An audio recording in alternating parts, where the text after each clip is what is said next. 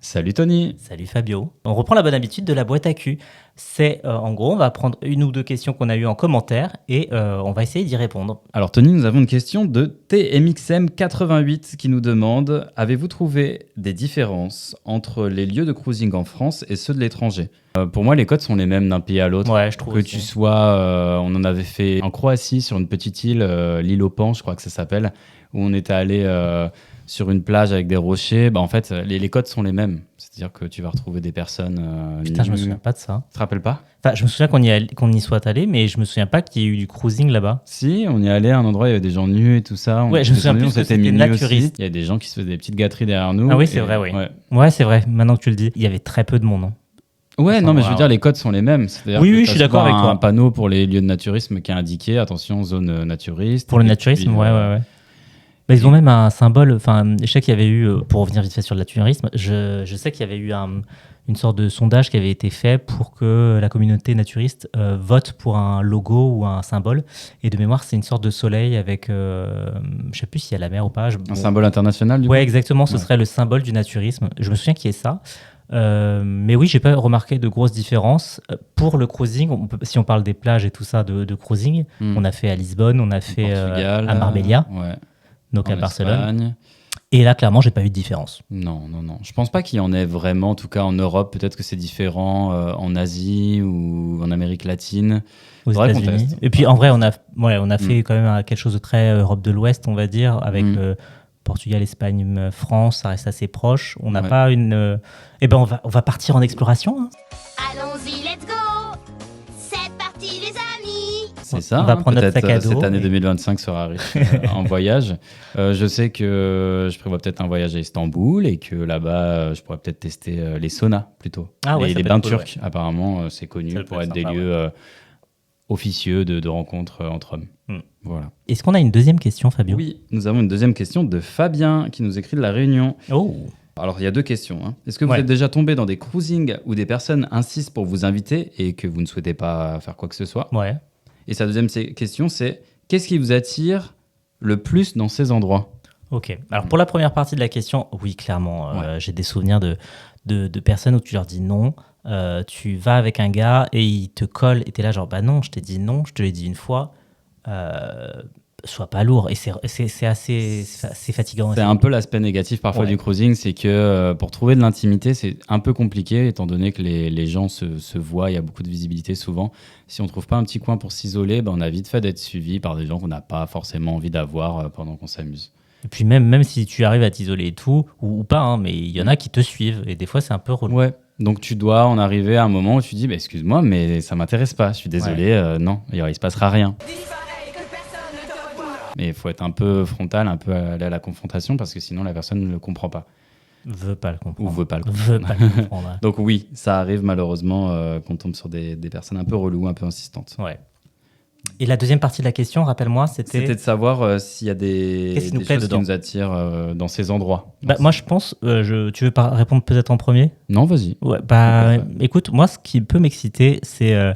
Je suis quand même quelqu'un d'un peu voyeur et exhibe. Ça va m'exciter de voir les gens qui veulent se montrer, évidemment. Et au contraire, des fois, j'aime bien, moi, avoir des rapports. Et aussi, parfois, ça peut m'exciter de me montrer.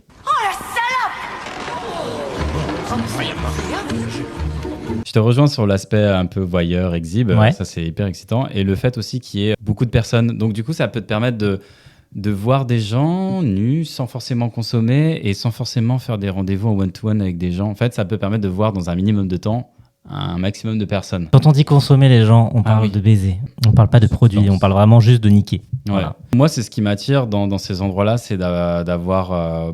j'aime bien voir le zizi de quelqu'un, j'aime bien voir ses fesses.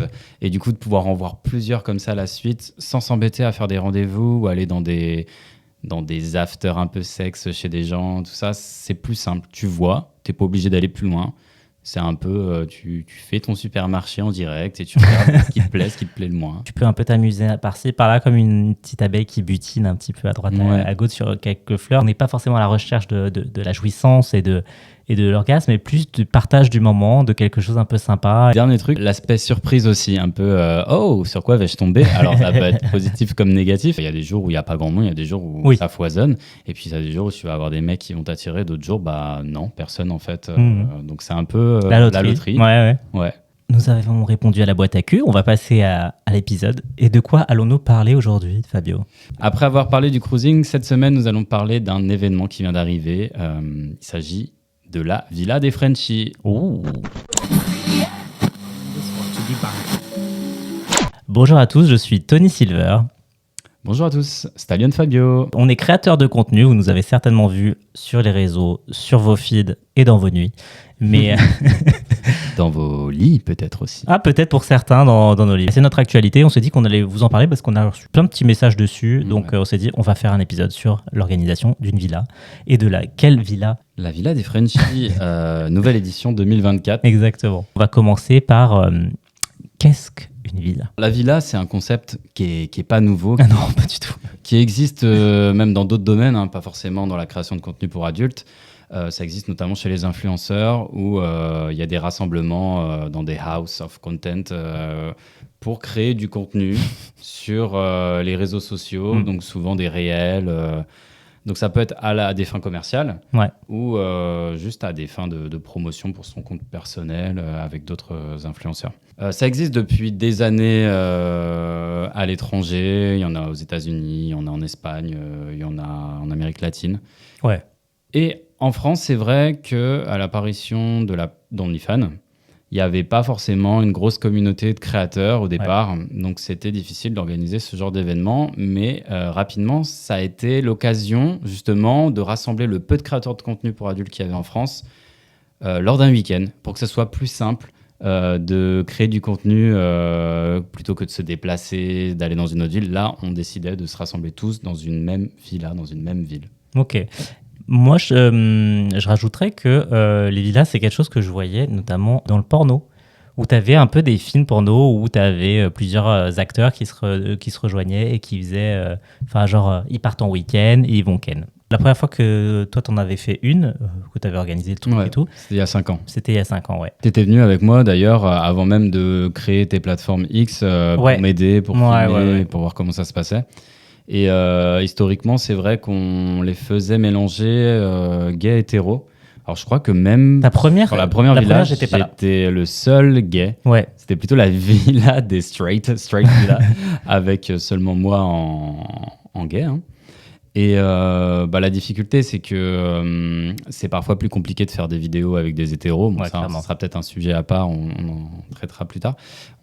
Mais petit à petit, en plus de moi, il y a eu d'autres personnes, il y a eu toi qui nous a rejoint pour une villa. Moi, je suis arrivé à la villa numéro 2 et j'étais à l'époque que caméraman. J'avais pas mes réseaux, mais j'étais là en tant que caméraman et photographe pour toute la villa numéro 2. Ouais. La deuxième édition, j'étais là. Est-ce que tu étais là pour celle avec... oui, tu étais là avec Anthony Austin à l'époque, avec j'étais là. Vlad Castle, avec Lorenzo, Melia. Ouais, j'étais là et c'était ta première scène B d'ailleurs. Première scène B, tout à fait, ouais. Première villa pour moi, pour l'instant la seule, où il y avait la présence d'une fille aussi. Ouais, c'est vrai. Je trouve intéressant d'avoir cette possibilité.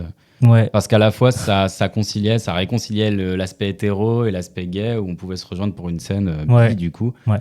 Et c'était une bonne expérience. Ouais, ça faisait du contenu pour tout le monde. Moi, j'étais caméraman. J'ai franchement kiffé cette expérience en tant que... c'était à ce moment-là où je me lançais un peu plus derrière la caméra. Et pareil, j'étais venu aussi avec mon matériel de photo pour faire les photographies de chaque participant. On avait fait quelques visuels et tout. C'était assez cool. Et ensuite, ça a été la villa numéro 2. Et la villa d'après, la villa numéro 3, on va dire. Là, par contre, j'étais là en tant qu'acteur.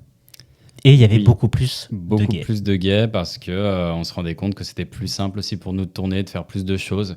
Parce que ce qui pouvait être un peu plus frustrant avec les hétéros, on respecte, hein, c'est qu'ils ont leurs limites aussi. Voilà, exactement. Ils n'ont pas forcément l'excitation toujours de faire des choses avec des garçons, donc on voulait un peu plus de fluidité, un peu plus de naturel dans les vidéos et que ça se fasse un peu. Moi, dans cet aspect villa, je vois aussi l'aspect un peu télé-réalité. On a été élevé, on a grandi avec tous les concepts Love Story, Secret Story, les colocataires, Nice People, vraiment plein d'émissions comme ça où des gens étaient enfermés dans une villa. Ouais, il y a cette idée-là un peu. Donc il y a un peu l'aspect télé-réalité quand on crée des villas, on essaye aussi de faire du contenu autour pour vous montrer les moments off, les petites soirées jeux, les moments où on se détend dans la piscine. C'est pas que vraiment des vidéos dans un lit, c'est aussi des moments un peu plus fun entre nous. La raison première pourquoi on a eu de moins en moins d'hétéros, c'est parce que en fait, on avait fait quelques vidéos avec les hétéros, mais voilà, comme tu disais, ils sont hétéros en fait, donc ils vont pas aller dans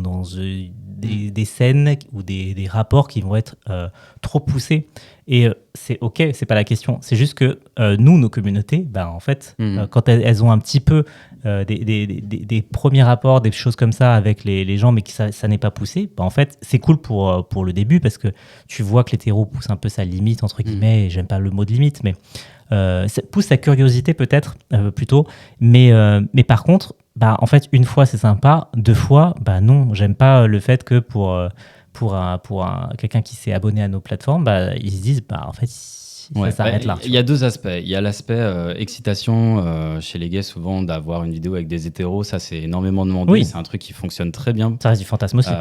Les personnes veulent nous voir faire des vidéos avec des hétéros. Récemment, avec Alexandre BDB, avec Jordan. On fait ce genre de contenu. Mais le contre-coup, l'envers, c'est que ces hétéros ont des limites et ça peut frustrer parfois nos fans, notre communauté, de pas avoir, comme ils en ont l'habitude, de la pénétration et des moments vraiment... de la sodo bien hard, non. C'est ça, vraiment la scène de sexe. Donc on peut pas avoir le beurre et l'argent du beurre. C'est ça. C'est souvent la difficulté. C'est soit on fait des scènes avec des hétéros, mais on respecte leurs limites. C'est excitant parce que c'est des hétéros, mais il y a des... Mais il y a le consentement, en fait, qui avec des intervient. gays, et là on a tout, c'est hyper excitant parce qu'on a des pénétrations sans vraiment une alchimie et il y a de l'éjaculation. Sans une alchimie, t'as dit ? Non, on sent une Ah, alchimie. on sent une alchimie, ok. J'étais là genre, bon. Avec pénétration, éjaculation, etc. Ouais. Mais Et même des fois, pas pénétration, mais au moins, il Ouais, y a un vrai, tu vois qu'il y a un vrai plaisir et tout ça. voilà. Donc, c'est ces deux aspects-là qui parfois est difficile à concilier et c'est difficile de satisfaire tout le monde. Ouais, de ouf. Donc, cette année, c'est la première année où on organise une villa avec uniquement des personnes gays ou bi, mais en tout cas attirées par les hommes. Et qu'il y avait que des mecs et qui étaient ok pour avoir des rapports entre mecs. C'est ça. Ouais, et je pense qu'on a fait ce choix-là parce que c'est vrai que sur la dernière, on s'était dit, bon, ouais, je pense qu'on est arrivé à la limite de ce qu'on peut faire avec les hétéros. Prochaine fois, on fait avec des créateurs gays. Je pense que ça vient aussi du fait qu'on avait fait les Grammys Awards et qu'on avait eu une belle dynamique de la French Touch, tu vois. Ouais. On avait ce rapport que la scène française apportait quelque chose à la communauté internationale. Et on s'est dit, franchement, on va pousser encore plus le truc et on va créer, on faudrait qu'on refasse une villa. Et ça me fait penser que pour parler un petit peu de l'aspect organisationnel des villas, Ouais. il y a plusieurs choses. Bon, faut d'abord trouver une date, faut trouver les participants, faut trouver un lieu, et puis faut réfléchir au collab qu'on va faire pendant la villa, et puis plein d'autres aspects. Et donc chaque critère est important. Le lieu, on veut que ça soit en France et avec des créateurs de contenu français pour l'instant, sur la Villa des Frenchies, justement parce qu'on veut faire un peu rayonner le X français, qu'on ait de plus en plus de personnes et avec des profils... Clairement, ouais. Des profils sérieux. En fait, on voulait que les gens qui viennent soient dignes de confiance parce qu'on avait beaucoup de candidatures aussi de personnes qui débutent. Alors peut-être qu'elles peuvent être très pro, mais c'est plus difficile pour nous de jauger et on sait qu'on va passer un week-end entier avec ces personnes. Donc à la fois, on est rassuré d'avoir des personnes qu'on connaît, voire qu'on revoit, avec qui on a déjà fait des collabs ou des villas. Mais à la fois, c'est intéressant d'avoir aussi des nouveaux profils pour avoir de la nouveauté et puis pour découvrir de nouvelles personnes. Et de nouveaux talents. Donc, dans la sélection des personnes, on est limité par la taille des villas et puis on essaye de diversifier un peu les profils. Il y a un aspect très pragmatique, il faut que tout le monde mange, il faut que tout le monde ait un lit. Que tout le monde ait un lit, qu'il y ait assez de lieux aussi pour tourner. C'est ça. Donc, il y a tout cet aspect technique qui entre en jeu. Et donc, on s'était limité à, pour la villa qu'on a fait, à 10 personnes. 10 personnes. Et sur ça, on avait essayé, l'idée, c'était de quand tu réfléchis à organiser une villa, tu réfléchis au fait qu'il faut des profils un peu différents, qui est pas que des twinks. Ça, c'est un peu ma phobie en général. J'ai pas envie j'ai pas envie qu'on propose du X. Je sais pas, je pense qu'on est assez clair sur ce qu'on a envie de faire et tout. Et j'ai pas envie de proposer qu'un physique de twink avec un physique de deux personnes qui ont la trentaine, tu vois. Ça, j'ai pas envie d'être que dans ça, en fait. Qu'il y ait de ça, c'est pas le problème, mais j'ai pas envie de produire que ça, en tout cas. On a envie d'avoir un peu de diversité, de différents corps et tout. Et vas-y, je compléterais que dans la sélection de cette année, on a souhaité qu'il y ait des origines ethniques différentes, en fait. Qu'on ait de tout type de profil, des personnes racisées, des personnes de toute taille, de toute corpulence. Ouais. Il y a eu certains événements cette année qui nous ont déplu et on a voulu vraiment marquer le coup en se disant cette année, on veut mettre l'accent là-dessus. Ça, c'était vraiment notre objectif. Dans la réalité, ça a été un peu plus compliqué, mais ça a été notre objectif et on avait contacté plusieurs personnes avec plein de profils différents. Pour certains, au final, ils n'ont pas pu venir à la villa et c'est OK. Et d'autres personnes nous ont rejoints. C'est ça, c'est qu'on a eu quelques désistements de dernière minute. Du coup, j'ai fait une annonce publique sur Insta et X. Mais la difficulté, c'est de trouver des personnes disponibles un petit peu au pied levé comme ça. Heureusement, on a eu de la chance, on a trouvé. Ouais, de ouf. Ouais. Et donc, mais malgré tout, globalement, c'était cool parce qu'on avait, on était 3-4 personnes au niveau trentenaire, tu vois. Il y avait nous deux, il y a Tony, il y a Dany aussi, qui est dans nos âges. Et on avait des personnes plus jeunes et on avait 2 personnes qui commencent, donc c'était cool aussi. Ouais, vraiment tout nouveau qui se lance. Ouais, donc c'était bien, comme ça on peut un peu donner cette impulsion pour aider des nouveaux talents. On avait des personnes qui existaient déjà dans la sphère, on va dire, des créateurs de contenu, mais qui n'avaient pas encore fait des collabs de ce type-là. Ouais, qui avaient parfois fait des productions, mais pas forcément des villas. Et on avait, j'allais dire, des personnes qu'on connaissait, même certains qu'on connaissait d'autres villas, parce qu'on avait déjà aussi fait une villa dans laquelle c'était pas toi qui avais organisé la chose, parce que c'est majoritairement toi qui est l'organisation. Ouais, pas toujours, parfois je suis aidé, mais oui, majoritairement c'est toi qui a aidé, notamment sur toutes les dernières éditions. J'étais pas là au début, donc je sais pas, mais sur les autres, t'as souvent été à l'impulsion en tout cas. Et donc on a essayé de faire ça. On avait aussi un peu des profils différents, c'était ça qu'on avait essayé de faire. On a Dany qui est mexicain. On a Andrew qui est un mélange caucasien, asiatique, Afrique du Nord. On a Yos qui a des origines d'Afrique du Nord aussi. On a essayé d'avoir des profils un petit peu différents. Malgré nos efforts en fait d'essayer d'apporter de la diversité, ça n'a pas empêché qu'on ait certains commentaires qui nous reprochent. Alors, soi-disant d'être que des twinks. Non, j'ai pas l'impression.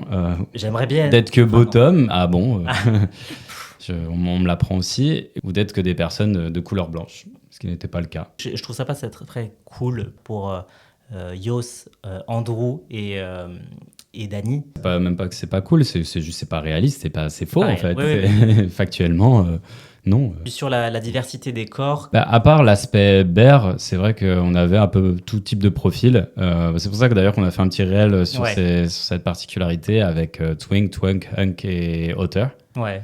Malheureusement, on n'avait pas de bear. Sur ce week-end-là, on n'avait pas ce type de profil disponible qui nous ont contactés. Oui, en fait, je pense qu'on n'arrivera jamais à satisfaire tout le monde. L'idée, c'est d'essayer et de faire au mieux.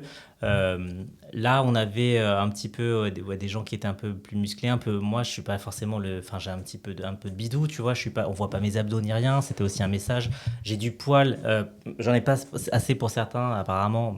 J'ai tendance à tondre, mais tu vois. Non, mais on satisfera jamais tout le monde. Comme on a vu, il y avait des gens qui disaient mais ça manque de personnes, on va dire, un peu queer. Oui. Un peu transgenre, queer, il y avait plus efféminé, on va dire, entre guillemets. Ouais. Et d'autres personnes qui nous disaient ça manque de virilité, vous êtes que des personnes efféminées, machin. Donc ça montre bien qu'on ne pourra jamais satisfaire tout le monde et que chacun voit ce qu'il a envie de voir. Ouais, il y a ça aussi. Parce que quand on parle de parce que le réel qu'on a fait sur, par exemple, Twink, tout ça, c'est parti d'une conversation qu'on avait entre nous. Hugo Dupré a gagné le titre de Best Twink cette année. Et c'était la question, est-ce que t'es encore twink ou pas, parce que tu commences à avoir du muscle, Ouais. tu commences aussi, dans l'idée du twink, c'est au côté aussi un peu jeune, et Hugo, j'allais dire grandit, non, mais Hugo aussi prend de l'âge, Ouais, donc c'était la question de ça et tout, et on a commencé à discuter, et on s'est dit, tiens, on ferait un réel, ce serait Ouais, sympa, tu c'était vois. drôle de. Mais en vrai, les catégorisations sont Mais c'est clair, on n'est pas en train de dire que c'est une vérité. Non, c'est clair. Et qu'il faut catégoriser les gens. C'est au contraire, c'est plus s'amuser avec ces codes-là Voilà. et montrer, tiens, je vais là, mais en fait, non, vas-y, je pourrais être là aussi. Et puis, on voit à la fin, toi, t'es dans hauteur, il y a Tony qui vient avec toi. Enfin, vraiment, c'est justement de se dire qu'il n'y a pas de catégorie meilleure qu'une autre. Ah non, clairement pas. Ouais. Il n'y a pas de catégorie meilleure qu'une autre. Faut pas être hypocrite. La société nous forge aussi à aimer certains C'est types ça. de physique. Mm. Mais l'idée, c'est de montrer que oui, il y a de la place pour tout le monde. C'est parfois plus compliqué pour des personnes qui ne correspondent pas aux stéréotypes de physique de se lancer sur les plateformes parce qu'ils se disent bah non, en fait, je vais pas plaire aux gens. Peut-être que le goût sera moins partagé dans la communauté parce la communauté est aussi très attirée par le culte du corps, on va pas se mentir. Mais en fait, il y a de la place pour tout le monde. Ouais. Et il n'y a pas à shamer les morphos, au contraire. Au contraire. Mm. C'est pour ça, à la fin du réel, c'est tout con, mais à la fin du réel, c'était ma volonté de rajouter un H à hauteur, la loutre, pour montrer qu'on était hotter. Ouais, on peut être l'autre et très beau. C'est pas que Exactement. le corps qui fait une belle Ça, personne. c'est Il y a ça. le visage, il y a la personnalité, il y a plein de choses. Et que tous les corps sont beaux, en vrai. Ouais, C'est un détail, mais voilà. Bref. Donc ça, c'est l'une des difficultés, le choix des participants. Ensuite, il y a le choix de la Et villa. attends, je rajouterais Mm. qu'il faut aussi, pour le choix des participants, il faut aussi penser à ce qui est la compatibilité sur l'équilibre Ouais. actif versus passif, parce que Sur les il rôles, faut ouais. qu'il n'y ait pas genre un passif pour 15 actifs. Cochonne, C-O-C-H-O-2-N-E-S. Enfin, à un moment, ça... C'est ça, pour qu'on puisse faire un maximum de contenu intéressant où il se passe des choses, faut que les rôles matchent bien. Ouais, et que les caractères se Et fonctionnent les bien. caractères, et ça, on connaît pas toujours tout le monde avant les villas, donc c'est un peu la difficulté. Bon, on en parlera après, il y a des choses qui peuvent se passer, mais c'est vrai que les caractères, c'est hyper important aussi. Ouais, donc c'était un peu notre idée de... on a certains acteurs qu'on connaît déjà et d'autres où on se dit, est-ce que ça pourrait bien matcher entre eux et voilà. Et ça a plutôt bien matché entre les acteurs. Il y a Ouais, une ça s'est très bonne bien ambiance. passé, ouais. Il y avait une bonne ambiance, il y a eu pas mal de collabs super intéressantes, super cool. Ouais, et on a passé des bons Et moments. on a passé des très bons moments tous ensemble, on s'est pas ennuyé, ça c'est clair. Tu voulais rajouter un truc sur la difficulté de l'organisation? Là, on a parlé des participants. Concernant la villa, on essaie de se mettre d'accord sur un lieu parce qu'on Ouais. habite aux quatre coins de la France. Mhm. Du coup, c'est pas simple. C'est vrai que à cette période de l'année, c'est souvent septembre-octobre qu'on fait des villas. Je sais pas pourquoi, c'est après l'été, c'est un bon moment. Les gens sont revenus de vacances certainement. Les endroits où il fait encore beau, c'est vrai que c'est dans le sud de la France souvent. Ouais. Donc ça aide de faire ça dans le sud. Donc on fait ça, nous on est de Montpellier, donc autour de Montpellier, mais ça peut être plus loin, plus autour de Marseille, etc. Mais il faut que ça soit autour d'une grande ville pour que les gens puissent venir en train, en voiture sur des axes routiers importants. Là on avait des gens de Toulouse, des gens de Lyon, des gens de Paris, des gens de Strasbourg même. Qui Ouais, étaient c'est là. vrai. Et voilà, il faut que ça soit un point facile d'accès pour tous. Donc voilà comment ça se passe. Et sur la villa en elle-même, on choisit toujours des villas où il est possible de faire du contenu commercial. Donc souvent sur les annonces de Booking, Airbnb, etc., il y a spécifié qu'on peut faire du contenu commercial. Donc ça, c'est super important dans notre cas. Donc on s'assure toujours de ça. Et aussi de l'aspect voisinage pour pas importuner les voisins qui sont dans leur jardin. On prend des villas qui sont dans des lieux un peu reculés ou avec pas de vis-à-vis autour. On va finir juste par... on va maintenant un peu creuser la villa qu'on vient de faire. Ouais, parlons de cette édition. Donc on était 10. On était 10, on a failli être un peu moins parce qu'il y a eu des désistements. On a failli être un peu plus aussi parce qu'il y a d'autres personnes qui voulaient s'ajouter, mais on s'est limité quand même à 10, même si la villa avait une capacité de 12 personnes. On est resté sur 10 parce qu'après, c'est difficile aussi à gérer, c'est ce qu'on disait. C'est ça, faut qu'il y ait tout le monde qui ait un lieu pour tourner, ou même parce que quand tu tournes pas, tu te décontractes, tu profites un peu. Donc il faut aussi qu'il y ait des lieux pour être relax et que toutes les pièces soient pas prises, entre guillemets. Donc, il y avait ça aussi. Et après, c'est toute une organisation. Il faut faire à manger. Faire à manger pour 10 personnes. J'ai un peu perdu l'habitude. C'est ça, donc on avait anticipé, on avait fait des courses avant, c'est toute une Ouais. logistique, des courses pour 10 avec des choses simples à cuisiner, qui plaisent à tout le monde, est-ce qu'il n'y a pas Mhm. d'intolérance ou des personnes qui ont des régimes Des régimes. alimentaires particuliers. Ouais. Donc c'est toutes ces choses-là auxquelles on pense pas mais qu'il faut organiser parce que sur place on est souvent dans des petits villages et il n'y a pas forcément de magasins autour. Ouais. Et puis après, il y a aussi cette notion de il faut qu'on crée du contenu, que ce soit du contenu pour les vidéos et pour produire entre guillemets des vidéos pour les gens qui sont abonnés à nos plateformes, mais c'est aussi il y a tout cet aspect communication. Il faut penser à créer des réels, des photos, des stories, des choses comme ça pour faire la communication. Parce que l'idée, c'est d'avoir une villa. Mais en vrai aussi, comme on disait, on veut faire rayonner. Donc il faut qu'on montre le travail qu'on fait et notre envie, notre désir de faire des choses et de la partager avec vous.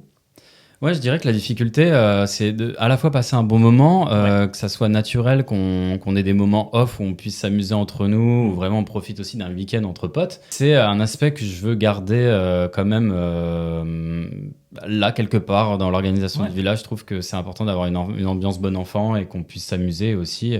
Avoir des soirées comme ça où on discute de sujets profonds, on joue à des jeux. Voilà, qu'on passe un week-end entre potes, vraiment. Mais tout en gardant une certaine rigueur, un certain cadre pour ne pas oublier en arrière-plan qu'il faut qu'on fasse aussi nos collaborations, nos vidéos et qu'il faut être un minimum organisé parce que sinon, les jours passent très vite. Parce que souvent, on y est vraiment 2 jours pleins le samedi, dimanche, un week-end. Et puis, t'arrives un peu la veille, tu repars le lendemain. Tu repars le lendemain, mais tu as rarement la possibilité, voilà. La première journée, la veille, enfin, quand tu arrives... quand tu arrives souvent, déjà, tu t'installes. Donc déjà, il faut du temps. Tout le monde n'arrive pas en même temps, il y a ça aussi. Ensuite, il y a... Tu veux briser la glace. C'est ce que j'allais dire. Ensuite, il faut... Parce que nous, on connaissait quasiment tout le monde. Il y avait que 2 personnes qu'on ne connaissait pas, mais sinon, on connaissait tout le monde.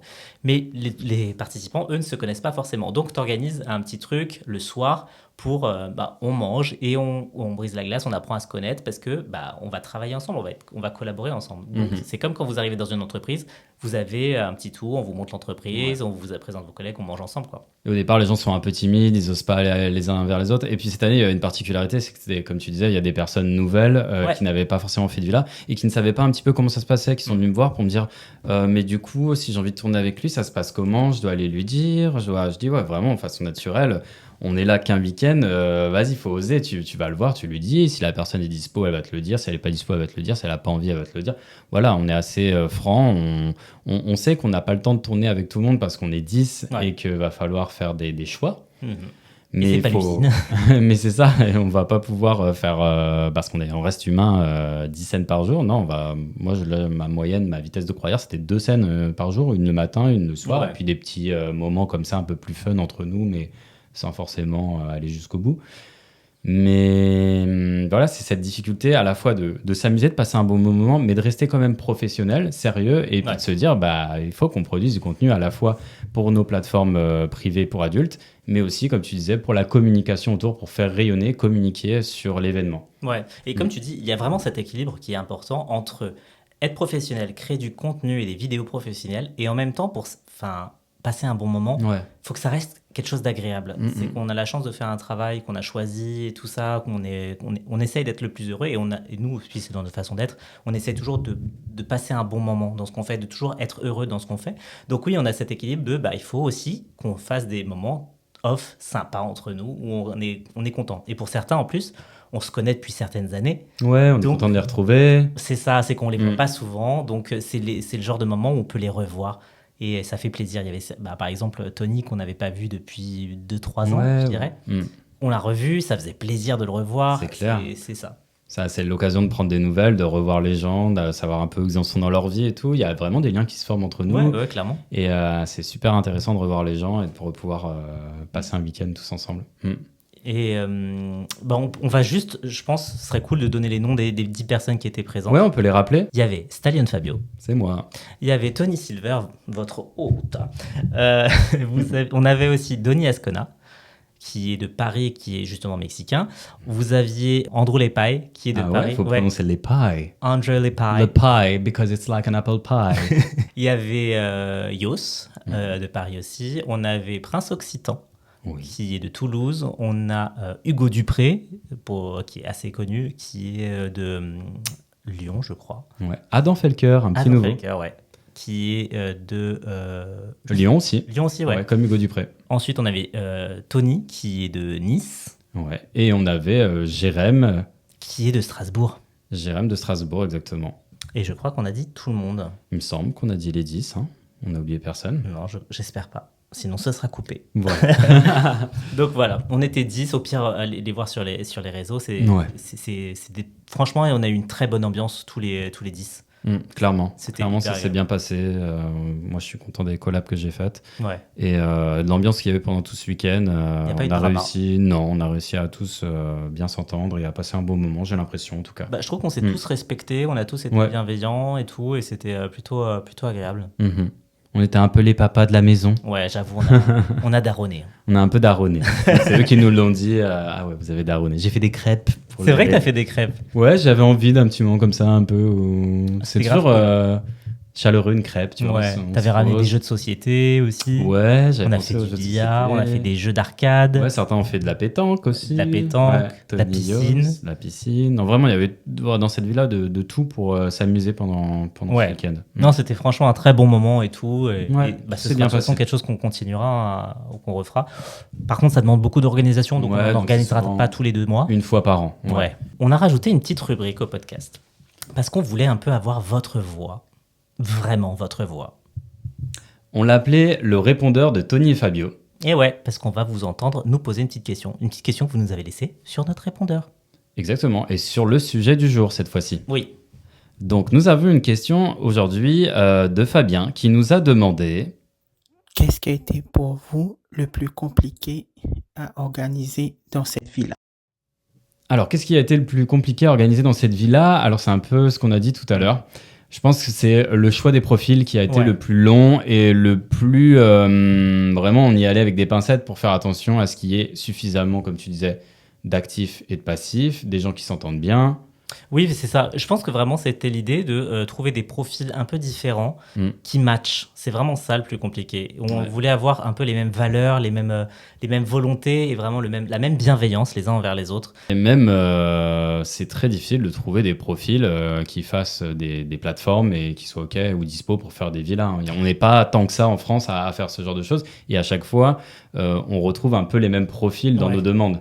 Oui, en fait, t'as raison de pointer sur ça. C'est même le BABA. C'est vraiment le même, ouais, comme tu dis, c'est le BABA, c'est qu'on n'y a même pas pensé en fait tout à l'heure. C'est que en fait, on n'est pas si nombreux que ça malgré tout. Non, c'est pour ça que vous revoyez aussi des profils d'année en année. Et qu'il faut avoir donc des profils de personnes qui sont disponibles, qui ont envie de le faire, qui sont, ça demande quand même des moyens financiers de participer à la villa, parce que faut louer la villa, faut participer à la bouffe, faut se déplacer, tout ça. On se divise les frais entre les 10 participants là, pour le coup. Donc il faut c'est dur de trouver des gens qui sont dispo, qui sont OK, qui veulent, voilà, tout ça, c'est le plus difficile en vrai, parce qu'on n'est pas si nombreux que ça en France. Ouais, clairement. Donc le choix des participants et le fait de trouver les participants. Ouais. Peut-être que ça sera plus simple avec le temps, d'année en année, parce qu'il y a aussi de plus en plus de créateurs de contenu pour adultes et que peut-être que l'événement lui-même va être un petit peu de plus en plus visible.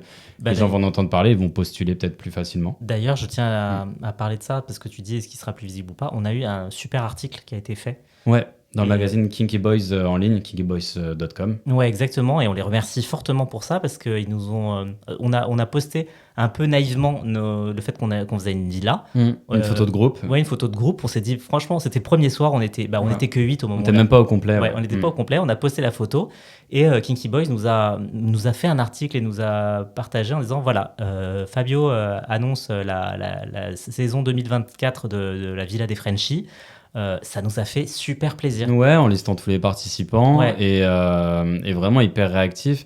Et on peut saluer vraiment le professionnalisme et le sérieux de ce magazine qui à chaque fois mène l'enquête et en tout cas met en avant des profils français ou internationaux. Ça fait plaisir de se dire qu'on bosse, qu'on fait des choses pour proposer du contenu et qu'on essaye. Voilà, on a des volontés, des désirs et des valeurs en fait dans ce qu'on fait et ça fait plaisir de voir que derrière. Ça se voit et que un média décide de faire un article dessus et nous mettre en avant et ça fait plaisir. Ouais, que c'est relayé de façon sérieuse par la presse. Ouais. Mm. Voilà, donc c'était le petit message. Franchement, merci beaucoup pour le soutien. Ça fait toujours plaisir. Et d'ailleurs, on va continuer sur ça. Merci pour votre soutien à vous, en fait, avec le podcast. Le dernier podcast a super bien marché. Ça fait vraiment plaisir parce que on essaye de parler de sujets qui peuvent vous intéresser. Donc, merci pour votre soutien, merci pour les commentaires, merci pour les likes, merci pour les abonnements à la chaîne, ça fait plaisir, continuez. On voit que vous êtes de plus en plus nombreux chaque semaine, et puis cette saison-là, la rentrée fonctionne vraiment bien. Ouais. Donc encore un grand merci, comme le disait Tony, et on espère vous faire plaisir avec les prochains sujets qui arrivent. Donc n'hésitez pas, pour continuer, à commenter, à liker, à vous abonner. Surtout poser des questions, n'hésitez pas. Pour la boîte à cul, sur la ce boîte à sujet d'aujourd'hui, sur l'organisation des villas, est-ce que vous avez des questions? On y répondra la semaine prochaine. Et même de manière générale, si vous avez des questions, ça se trouve, ça nous donnera des idées de thèmes à aborder, Voilà, des sujets si qui vous peuvent vous avez... intéresser. Et pour le prochain épisode, on vous fera, comme la nouvelle rubrique le demande, on vous posera une petite question et il faudra ne pas hésiter à nous envoyer des vocaux pour que vous participiez au répondeur de Tony et Fabio. Voilà, on vous partagera le thème un petit peu en avance pour que vous ayez des idées de questions auxquelles on répondra. Merci à vous et à la semaine prochaine. Ciao. À bientôt.